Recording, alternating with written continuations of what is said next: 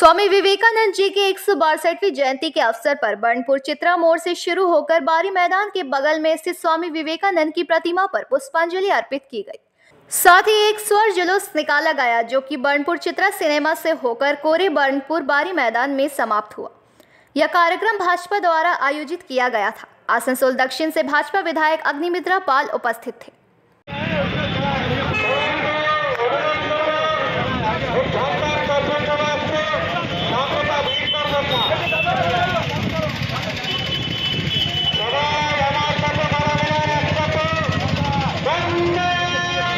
আজকে যুব দিবস, স্বামী বিবেকানন্দের জন্মদিবস এবং আপনারা জানেন যে 1985 সাল থেকে আমরা স্বামীজির জন্মদিবসকে যুব দিবস হিসেবে পালন করি।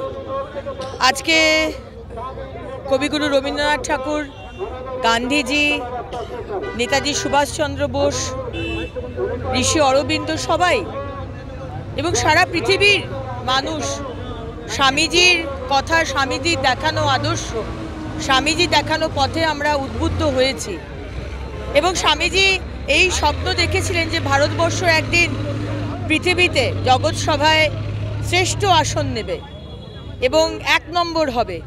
সেই স্বামীজির যে স্বপ্ন, সেই স্বপ্ন এক নরেন এবং এখন আরেক নরেন আমরা দেখছি যে স্বামীজি সেই স্বপ্নকে সাকার করছেন।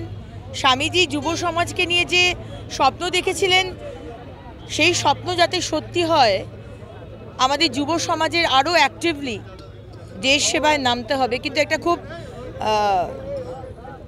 আনফর্চুনেট যে পশ্চিমবঙ্গের যে যুব সমাজ, তাদেরকে কোমর ভেঙে দেওয়া হচ্ছে। আজকে পশ্চিমবঙ্গের যুব সমাজ তারা রাস্তায় বসে রয়েছে আন্দোলনে, চাকরি নেই, আজকে তারা মাইগ্রেন্ট লেবারার।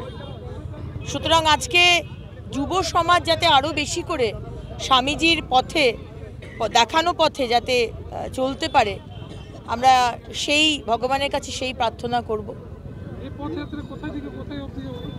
আজকে আমরা আমাদের যে কার্যকর্তারা এখানে রয়েছেন, ভারতীয় জনতা পার্টির সমস্ত কার্যকর্তা এবং সাধারণ মানুষ, তারা আমাদের সঙ্গে যুক্ত হয়েছেন। চিত্রা সিনেমা থেকে শুরু করে আমরা বাড়ি ময়দানের সামনে যে স্বামীজির মূর্তি আছে সেইখানে গিয়ে আমরা মাল্যদান করব।